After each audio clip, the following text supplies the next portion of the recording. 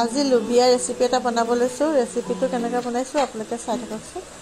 সালে তোমার সুকুলে বুকুয়ে পাখি মেলে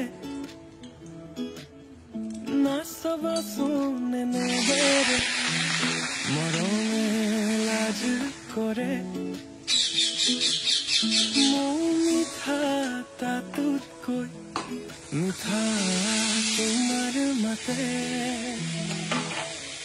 নিঃশব্দ জীবনটো সুৰৰ মেলা পাতে লুই তৰে বলিয়াবান অভিমান